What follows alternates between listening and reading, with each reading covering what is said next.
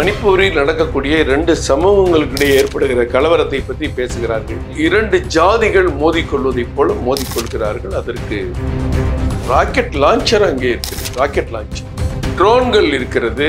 ஒரு உயர்ந்த இராணுவத்தில் இருக்கக்கூடிய கருவிகள் எல்லாம் கலவரத்தை செய்யக்கூடியவர்களிடம் இருக்கிறது சொன்னால் யாரோ துறை புரிகிறார். ஏறத்தாழ 64,000 பேர் கொல்லப்பட்டிருக்கிறார்கள். 64,000 பேர் கொல்லப்பட்டிருக்கிறார்கள். காஷ்மீர் எல்லையிலே மக்களுக்கான சுதந்திரம், உரிமை, அடிப்படை உரிமை, ஜனநாயக உரிமை இருக்கிறதோ இவை எதுவுமே இல்லாத நிலை காஷ்மீரிலே. கடந்த 3 ஆண்டுகளில் 1.25 கோடி பேர் அங்கே சுற்றுலா சென்ற அளவுக்கு இன்றைக்கு காஷ்மீர் புத்துயிர் பெற்றது. உலகிலே உயரமான ரயில் மேம்பாலம் அமைக்கப்பட்டது. ரயில் தொடர்பு ஏற்படுத்தப்பட்டிருக்கிறது. பழைய காஷ்மீரை மீண்டும் உருவாக்குவோம். இந்த கட்சிகள் மீண்டும் இந்தியாவிற்கு மிகப்பெரிய தலைவலியை உருவாக்க வேண்டும் என்ற திட்டத்தோடு அந்த காங்கிரஸ் கட்சி தேசிய மாநாட்டு கட்சியோட கூட்டணி சேர்ந்து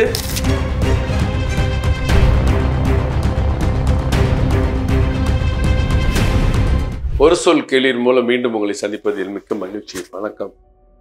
பொதுவாக காங்கிரஸ் கட்சியினுடைய சந்தர்ப்பவாத அரசியல் இந்த நாட்டிற்கு பல முறை பின்னடைவை ஏற்படுத்தி கொடுத்திருக்கிறது. மணிப்பூரில் நடக்கக்கூடிய இரண்டு சமூகங்களுக்கிடையே ஏற்படுகிற கலவரத்தை பற்றி பேசுகிறார்கள். மணிப்பூரில் இரு சமூகங்களுக்கு ஏற்படக்கூடிய பிரச்சனை.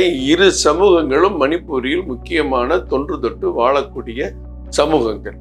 ஒரு உள்ளே இருக்கக்கூடிய மாநிலத்தில் இரண்டு ஜாதிகள் மோதிக்கொள்வதைப் போல மோதிக்கொள்கிறார்கள். அதற்கு பல நடவடிக்கைகள் எடுக்கப்பட்டு அமைதி திரும்புகிற நிலையில் மீண்டும் மீண்டும் அங்கே பிரச்சனையை உருவாக்கி கொண்டிருக்கிறார்கள். சமீபத்திய சோதனை நடவடிக்கையில் ராக்கெட் லான்ச்சர் அங்கே இருக்கிறது. ராக்கெட் லான்ச்சர், விமானங்களை கூட தாக்கக்கூடிய ராக்கெட் லான்ச்சர் இருக்கிறது. ட்ரோன்கள் இருக்கிறது.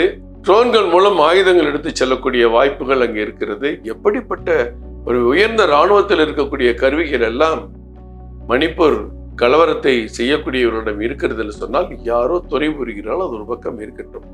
பல மாதங்களாக நடைபெற்று வருகிற மணிப்பூர் பிரச்சனையை பேசுகிற இத்தனை எதிர்கட்சிகள் காஷ்மீரிலே சுதந்திரம் பெற்ற காலத்திலிருந்து தொடர்ந்து நடைபெற்று வருகிற பிரச்சனைகளை பற்றி என்றைக்காவது சிந்தித்திருக்கிறார்களா? இல்லை. ஏறத்தாழ 64,000 பேர் கொல்லப்பட்டிருக்கிறார்கள். 64,000 பேர் கொல்லப்பட்டிருக்கிறார்கள் காஷ்மீர் எல்லையிலே. கொல்லப்பட்டது யார்? கொல்லப்பட்டவர்கள் நம் மக்கள், இந்திய மக்கள், இந்திய ராணுவ வீரர்கள், சில தீவிரவாதிகள். தொடர்ந்து கொல்லப்பட்ட சம்பவத்திற்கு ஒரு முற்றுப்புள்ளி. காஷ்மீர் என்றாலே ஒரு பயங்கரவாதத்தின் முகாம் என்பதை போல இருக்கிற நிலை. எப்பொழுது வேண்டுமானாலும் எங்கு வேண்டுமானாலும் குண்டு வெடிக்கும் என்ற நிலை. மக்களுக்கு பாதுகாப்பற்ற தன்மை. மற்ற மாநிலங்களில் இந்தியாவில் எப்படி அரசியல் அமைப்பு சட்டப்படி மக்களுக்கான சுதந்திரம், உரிமை, அடிப்படை உரிமை, ஜனநாயக உரிமை இருக்கிறதோ இவை எதுவுமே இல்லாத நிலை காஷ்மீரிலே. இப்படிப்பட்ட காஷ்மீர் பிரச்சனைகளை இந்த இந்தி கூட்டணி என்றுமே பேசியது கிடையாது. ஆனால் இன்றைக்கு பாரத பிரதமர் அவர்கள் முழு முயற்சி எடுத்து இந்த காஷ்மீர் மக்களுக்கு ஒரு சுதந்திரத்தை கொடுக்க வேண்டும், உலகின் சொர்க்கம் போன்ற காஷ்மீருக்கு புத்துயிர் ஊட்ட வேண்டும் என்ற ஒரு முடிவெடுத்து அங்கே பயங்கரவாதிகள் உள்ளே நுழையாமல் தடுக்கப்பட வேண்டும், அவர்கள் முற்றிலும் ஒழிக்கப்பட வேண்டும், நமது மக்களுக்கு ஒரு பாதுகாப்பு வேண்டும் என்ற நிலை ஏற்பட வேண்டுமேயானால் 370 சிறப்பு சலுகையை ரத்து செய்ய வேண்டும். ரத்து செய்தார். ரத்து செய்த பிறகு அமைதி திரும்பியது, வளர்ச்சி ஓங்கியது. சுற்றுலா பயணிகள் கடந்த 3 ஆண்டுகளில் 1.25 கோடி பேர் அங்கே சுற்றுலா சென்ற அளவுக்கு இன்றைக்கு காஷ்மீர் புத்துயிர் பெற்றது. சுற்றுலா வளர்ச்சி அடைந்தது. ஆப்பிள் உற்பத்தி அதிகமானது. மக்கள் பாதுகாப்பாக உணரப்பட்டார்கள். இவை எல்லாமே 370க்கு பிறகு, 370 ரத்துக்கு பிறகு, சிறப்பு அந்தஸ்து ரத்துக்கு பிறகு மக்கள் சுதந்திரமாக உணரத் தொடங்கினார்கள். எல்லா மாநிலங்களுக்கும் ஏற்படக்கூடிய அந்த வளர்ச்சி திட்டங்கள் அங்கேயும் செயல்படுத்தப்பட்டது.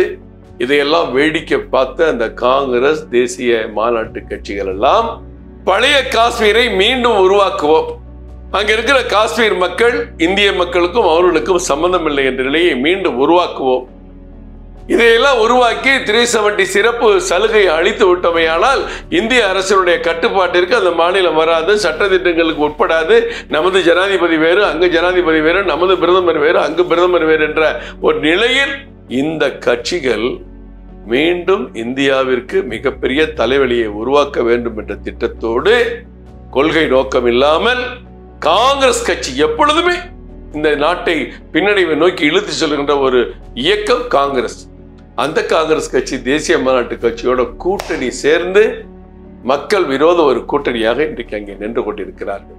மக்களை தவறான வழிக்கு தூண்டி விடுகிறார்கள். உண்மையிலே காஷ்மீருக்கு உரிமை, சுதந்திரம், அங்க இருக்க மக்களுக்கு நிம்மதியான வாழ்க்கை, வளர்ச்சியான வாழ்க்கை, அமைதியான வாழ்க்கை உருவாக்கி தந்தது 370 ரத்து என்பது இந்த உலகத்திற்கே தெரியும். குறிப்பிட்ட தீவிரவாதிகள் ஒடுக்கப்பட்டார்கள். உலகிலே உயரமான ரயில் மேம்பாலம் அமைக்கப்பட்டு ரயில் தொடர்பு ஏற்படுத்தப்பட்டிருக்கிறது. புதிய ஏற்றுமதி நிறுவனங்கள் அங்கே உருவாகி இருக்கின்றன. உற்பத்தி நிறுவனங்கள் உருவாகி இருக்கின்றன. உள்கட்டமைப்பு சிந்தித்து கூட பார்க்க முடியாத அளவுக்கு வளர்ந்திருக்கிறது. போக்குவரத்து அவ்வளவு வளர்ந்திருக்கிறது.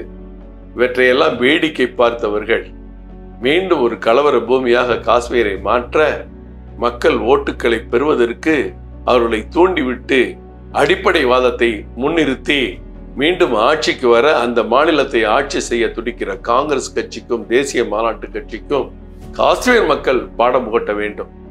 காஷ்மீர் மக்கள் பாடம் புகட்டுவதை சென்னையிலிருந்து பேசி என்ன செய்ய? ஆனால் இந்த காங்கிரஸ் கட்சியோட சந்தர்ப்பவாதத்தை நீங்கள் புரிந்து கொள்ள வேண்டும் என்பதற்காக இந்த பதிவை வெளியிடுகிறோம். நன்றி, வணக்கம்.